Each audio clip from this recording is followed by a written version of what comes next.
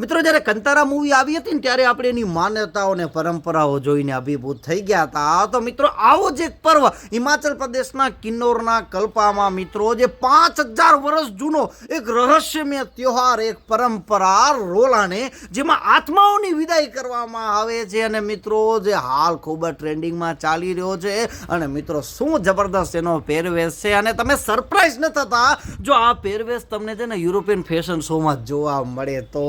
મિત્રો રોલાને, મિત્રો આ એવી એક માન્યતા છે કે શરદીઓના સમયમાં જે પર્વતમાં રહેવાવાળી સોની આત્માઓ એટલે કે પર્વતીય પરીઓ છે એ શરદીના સમયમાં ગામની રક્ષા કરે છે અને ત્યાર પછી એને સન્માન સાથે વિદાય કરવામાં આવે છે. હવે મિત્રો વિદાયનો સૌથી મોટો પ્રતીક હોય છે દુલ્હા અને દુલ્હન. અને મજાની વાત કહું તો જે દુલ્હન હોય છે ને એ પણ મિત્રો પુરુષ જ હોય છે. હવે પેલો પુરુષ રોલા એટલે કે દુલ્હો, મિત્રો આ એ વ્યક્તિ હોય છે જે દેવતાઓ અને આત્મા વચ્ચે માધ્યમ માનવામાં આવે છે. અને બીજો પુરુષ રોલાને એટલે કે દુલ્હન, મિત્રો આ કોઈ સ્ત્રી નથી હોતી પરંતુ પુરુષ જ હોય છે, કારણ કે અહીંયા વિવાહ નથી થતા. એક આધ્યાત્મિક મિલનનું પ્રતીક છે. હવે મિત્રો રોલાને છે ને એ ફૂલોનું મુકુટ પહેરે છે, રંગબેરંગી કપડાં પહેરે છે, ભારી સોલ અને મિત્રો ચાંદીના દાગીના પણ પહેરે છે. અને રોલા જે મિત્રો પુરુષ હોય છે મિત્રો એ લાલ કપડો મોઢામાં બાંધે છે, જબરદસ્ત એક સરસ મજાની પોશાક પહેરે છે ઊનની. એના હાથમાં એક પ્રતિકાત્મક ખંજર પણ હોય છે